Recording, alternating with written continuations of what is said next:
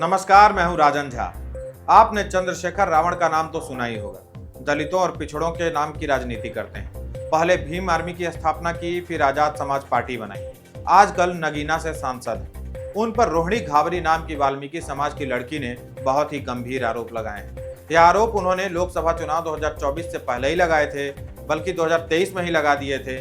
और अब उनके विरुद्ध यानी चंद्रशेखर रावण के विरुद्ध औपचारिक एफआईआर दर्ज कराने की तैयारी चल रही है।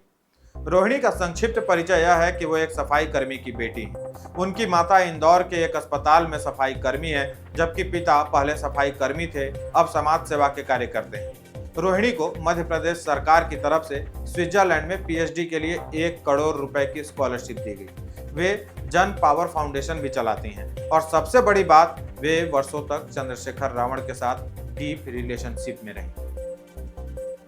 रोहिणी पिछले 1 वर्षों से भीम आर्मी चीफ पर धोखा देने के आरोप लगा रही हैं। डॉक्टर रोहिणी घाबरी ने नागीना सांसद चंद्रशेखर रावण पर कई लड़कियों की जिंदगी बर्बाद करने का आरोप लगाया है। रोहिणी का आरोप है कि चंद्रशेखर रावण अपनी शादी की बात छुपाकर लड़कियों को झांसे में लेता है और उनका शोषण करता है।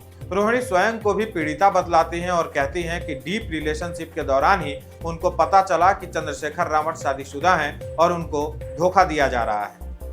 2021 से मैं चंद्रशेखर के साथ रिलेशनशिप में हूँ। फिर आपने ही कहा कि बाबा साहब अम्बेडकर ने 2 शादी की थी। स्टार्टिंग में तो मुझे पता नहीं था कि चंद्रशेखर की शादी हो गई है।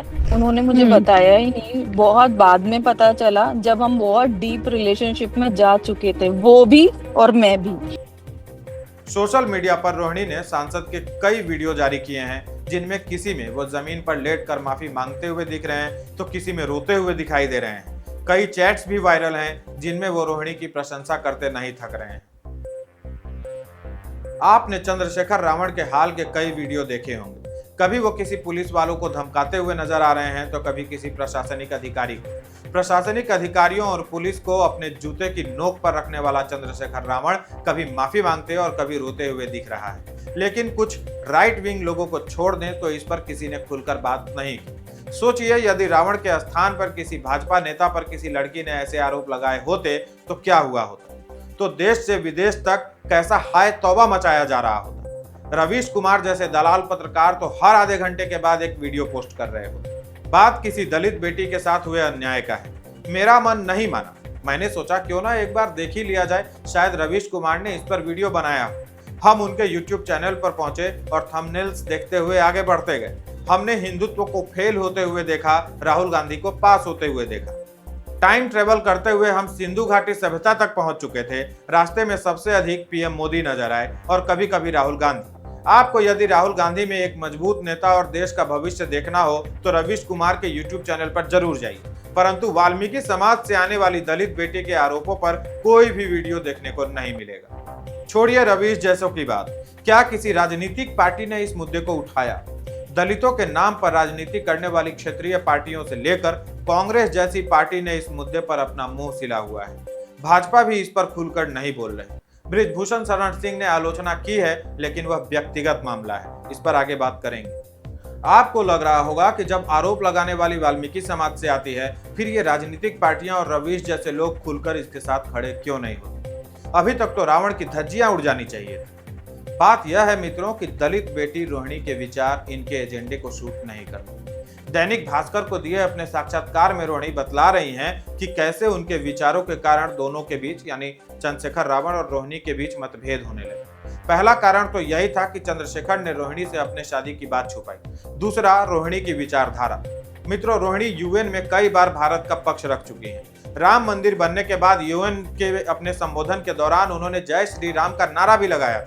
रोहिणी जाति के चश्मे से समाज को नहीं देखती। रोहिणी अपने ऊपर किए गए ब्राह्मणों के उपकार को नहीं भूलती, यही उनकी गलती है। रोहिणी का एक सोशल मीडिया पोस्ट देखिए। इस पोस्ट में रोहिणी अपने जीवन में ब्राह्मणों के योगदान को याद कर रही हैं। रोहिणी कह रही हैं कि 1 करोड़ की स्कॉलरशिप मिलेगी, यह जानकारी मुझको एक ब्राह्मण से मिली।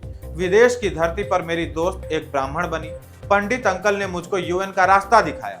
इनका एहसान मानने के स्थान पर मैं अन्य लोगों के साथ मिलकर ब्राह्मणों को गालियां नहीं दे सकती। मुझे लगता है आप इतने से समझ गए होंगे कि क्यों रोहिणी के पीछे एंटी इंडिया गिरोह खड़ा नहीं है। ये लोग देश को कमजोर करने के लिए दलितों को हिंदू धर्म का हिस्सा तक नहीं मानते, जबकि रोहिणी जैसी लड़कियां उनके इस एजेंडे पर पानी फेर देती हैं। वो समझाती हैं कि ब्राह्मणों ने कभी भीमराव अंबेडकर की सहायता की थी, उनके विरुद्ध समाज में लगातार जहर भरा जाता रहा, फिर भी वो ब्राह्मण आज भी रोहिणी जैसी बेटी की सहायता करने से पीछे नहीं हट रहे।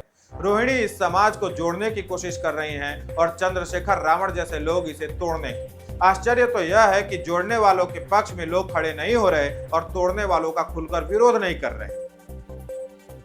आप कहेंगे कि फिर रोहिणी इतने दिनों से चुप क्यों थी?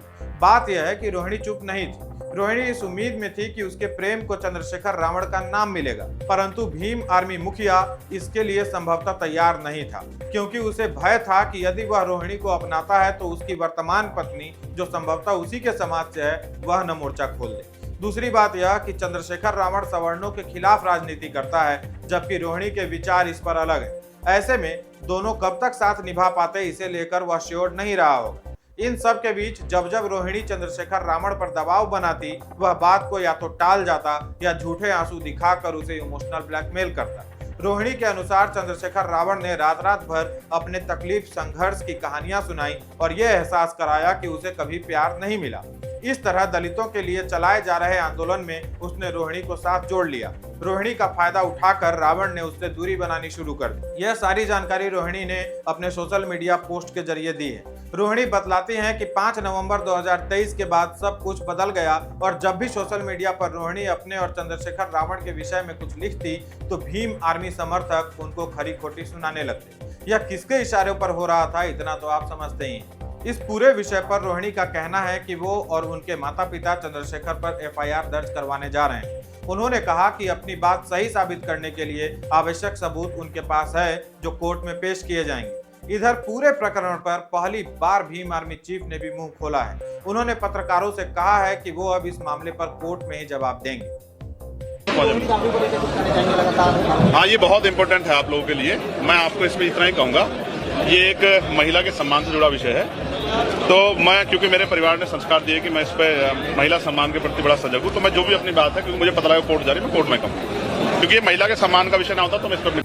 चंद्रशेखर रावण पर लगे आरोपों पर बीजेपी नेता और पूर्व सांसद बृजभूषण शरण सिंह ने एफआईआर दर्ज कराकर मामले की जांच की मांग की है। कुछ दिनों पूर्व जब बृजभूषण शरण सिंह पर पहलवानों ने झूठा आरोप लगाया था, तब नगीना से सांसद चंद्रशेखर रावण ने कहा था कि अगर समाज इजाजत दे तो वो बृजभूषण को घसीट कर ले जाएंगे। अब बारी बृजभूषण की थी। उन्होंने पूछा, अब तुम्हारा बल कहाँ गया? आज दलित की बेटी का सवाल है, जो आरोप लग रहे हैं उसका जवाब तो देना ही चाहिए। बृजभूषण शरण सिंह ने इस दौरान विपक्षी दलों की चुप्पी पर भी सवाल उठाए। उन्होंने कहा कि आज कांग्रेस, किसान नेता, आम आदमी पार्टी, ममता बनर्जी, अशोक गहलोत जैसे लोग चुप क्यों हैं? दूसरों की चुप्पी पर प्रश्न करने वाला रवीश कुमार भी चुप। मैं भी अपने थंबनेल में रवीश कुमार के मुंह पर वही पट्टी चिपका रहा हूं जो उन्होंने अपने थंबनेल में इस्तेमाल किया है। वहां उसकी आवश्यकता नहीं है, क्योंकि पीएम मोदी G7 समिट के लिए जा रहे हैं। एप्पल का उत्पादन भी भारत में धड़ल्ले से हो रहा है और टेस्ला ने भी ऐसा कोई बयान जारी नहीं किया कि ट्रंप की बात मानकर वह भारत में अपना उत्पादन बंद करने वाला है। रवीश का प्रश्न बदल जरूर जाएगा। जी हाँ, G7 में क्यों नहीं जा रहे प्रधानमंत्री वाला प्रश्न अब G7 में क्यों जा रहे प्रधानमंत्री में परिवर्तित हो चुका है। रवीश के भारत विरोधी, अंधभक्त, कट्टरपंथी और जातिवादी कीड़े तब भी ताली पीट रहे थे और अब भी पीट रहे हैं। रवीश यूनिवर्सिटी वालों की असल पहचान यही है। कोशिश रहेगी कि इन खोखले और प्रपंची लोगों का सच आप तक पहुंचाता रहूं। वीडियो को अधिक से अधिक शेयर कीजिए, चैनल को सब्सक्राइब कर लीजिए, दूसरों से भी कराइए और चैनल को सहायता पहुंचाना चाहते हैं तो इस QR कोड को स्कैन कर लीजिए या फिर डिस्क्रिप्शन में दिए गए विवरण की सहायता ले सकते हैं। आज के लिए इतना ही। नमस्कार।